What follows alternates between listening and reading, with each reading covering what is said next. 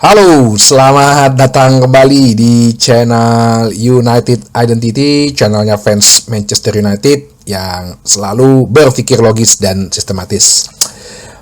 Setelah berita yang mengejutkan ya pada saat hari Minggu sore kemarin atau ya malam Minggu lah waktu Inggris gitu, dengan pemecatan Sporting Director Dan Ashworth ya, seperti yang gue bilang dan udah gue duga menjadi bahan gorengan semua media. Wah, media, akun-akun fanbase gitu ya, channel-channel, udah pasti itu Manchester United sekali lagi menjadi pusat perhatian dan selalu menjadi sumber traffic. Kemenangan Chelsea aja 4-2 udah gak ada yang peduli orang. Mau dibilang Sancho gak ada yang mau ngomongin. Udah gak ada yang perlu dengerin lagi. Apa sih lo orang lagi ngomongin MU. Langsung beredar, udah langsung ada list nama-nama pemain-pemain yang akan dijual di Januari. Ya kalau gue sih gak akan sampai ke situ ya, karena kita coba telaah dulu nih berita pemecatan Dan Ashworth. Dan gue rasa sih kalau langsung udah sampai ada list, ada 7 atau 8 gitu pemecatan, penjualan atau pemain-pemain yang akan dilepas, ya gue rasa masih terlalu jauh. Tapi gue sih maunya perlahan-lahan menuju ke situ gitu, apalagi di bulan Januari setidaknya datangin pemain baru deh. Terus pemain-pemain yang nggak bisa perform dicadangin deh, sebagai signal bahwa ya lu pasti akan dijual nih nanti bulan tahun depan nih, 2025 nih ya.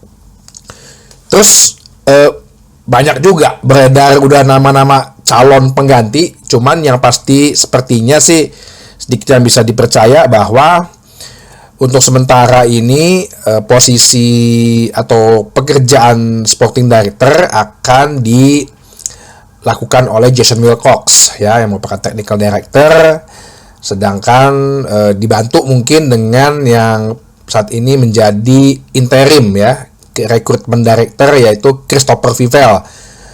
Christopher Vivell sendiri bisa saja dipermanenkan ya untuk menjadi Recruitment Director, dan ya gue pikir sih ini untuk langkah selanjutnya ya, ini yang paling tepat ya, karena orang yang ada dulu deh dipergunakan, mungkin akan lebih dibagi lagi tanggung jawabnya.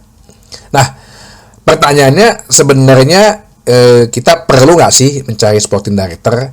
Dengan ini kan kita juga nggak harus buru-buru banget. Berarti Jason Wilcox sama Christopher Vivell mungkin akan bertugas sampai akhir musim. Karena susah juga mencari Sporting Director di tengah-tengah begini. Lah, si Dan Ashworth aja Februari 2024 kemarin nunggu 4-5 bulan baru bisa boleh join. Apalagi kalau sekarang nih akan lebih susah ya. Nama-nama ya kembali lagi akun-akun fanbase, media-media, nama-nama banyak yang beredar, termasuk kemarin di komen-komen. Ya Sporting Directornya Sport Directornya Sporting aja, Hugo Viana itu kan udah dikontrak sama Manchester City. Karena si Tixi Begiristan itu akan resign. Ada yang bilang lagi Tixi aja, kayaknya sulit sih kalau gue bilang.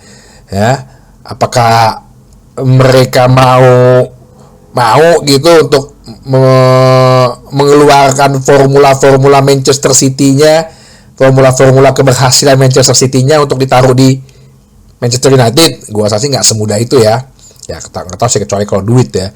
Tapi ya gue yakin nggak sih ya, akan sangat sangat sulit sih kalau gue bilang untuk dilakukan hal itu. Terus beredar nama juga itu Sporting Directornya si Atletico Madrid, Andrea Berta ini sih memang bagus ya dalam 11 tahun di Atletico Madrid. Atletico Madrid itu kan nggak peduli beli pemain talentik, rekrutmennya bagus, terus untuk jual lagi mahal nggak masalah gitu loh ya. Tapi sistemnya dia udah berjalan ya. Tapi memang ke pelatihnya kan Diego Simeone yang gaya bermainnya emang ultra defensif gitu loh, pragmatis banget. Dan saat ini emang gak ada sosok penggantinya Diego Simeone. Secara sosok dia dicintai oleh fansnya karena bekas legend pemain, terus juga dia punya karisma, bahasa Spanyol susah juga kan kalau di bahasa Inggris, atau bukan yang pelatih Spanyol kan. Nah, apa namanya, gak ada penggantinya lah si Diego Simeone di Atletico. Jadi si Andrea Berta ini ya selama 11 tahun dia sih rata-rata aja hubungannya sama Diego Simeone. Apakah dia cocok? Nah, pertanyaannya, dia cocok gak dengan Omar Berada? Sir Jim Ratcliffe suka nggak dengan dia? Terus bisa nggak dia bawa gaya sepak bola atau ke cara manajemen sepak bola Spanyol di Inggris? Nah, ini kan jadi pertanyaan. Walaupun ya Dan Ashworth aja yang orang Inggris aja kesulitan, justru malah dia pengennya semua orang Inggris semua gitu, yang jadi pelatihnya lah, ya kan, yang jadi calon-calon kandidat pelatihnya. Ya itu harus coba dilihat juga ya, kultural itu juga harus dilihat gitu ya. Kok bisa di City oleh Barcelona? Ya karena semua orang-orangnya emang ex Barcelona gitu loh, ditiplak aja semua formulanya Barcelona ke City. Jadi ini kan dari Atletico, beda lagi nih culture-nya, beda lagi nih gaya manajemennya. Ada juga yang beberapa fans bilang ya udah Rangnick lagi aja balik.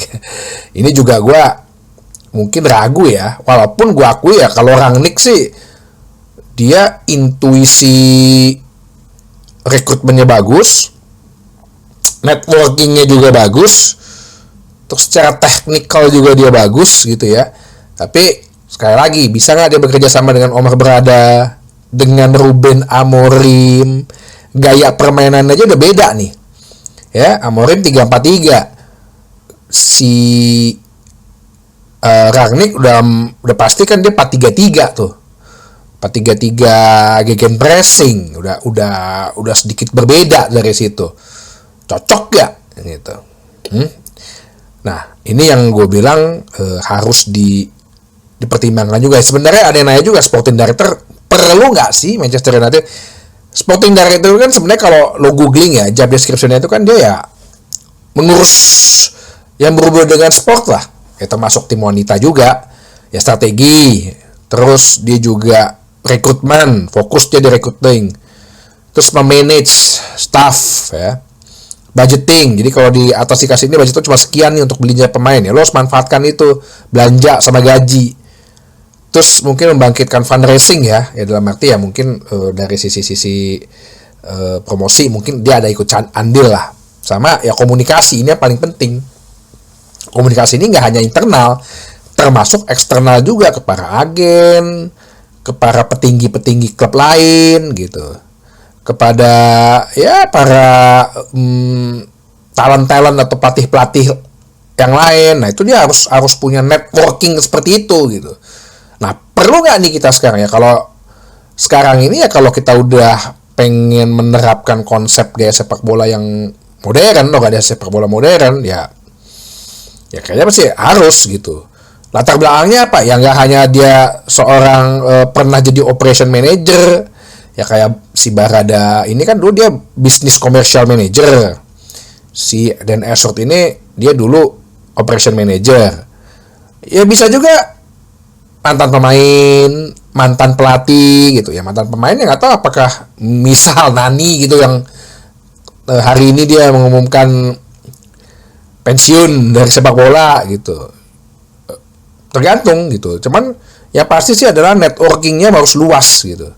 Apakah mungkin Edwin van der Sar?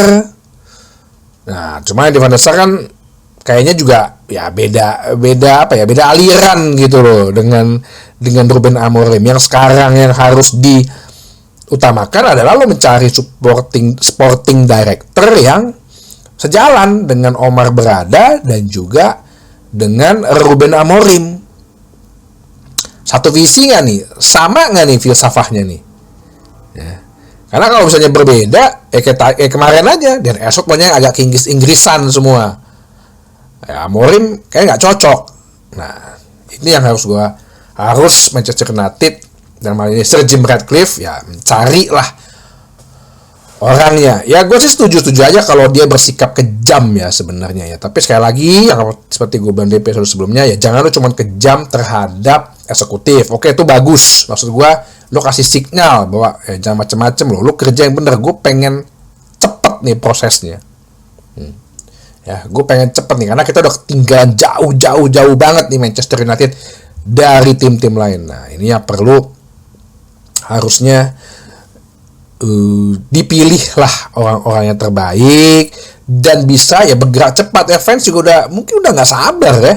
Ya begini lagi klub gue, ternyata masalahnya ruwet lagi, ada lagi masalah nih, udah kayak klub telenovela, kayak opera sabun tuh nggak lo?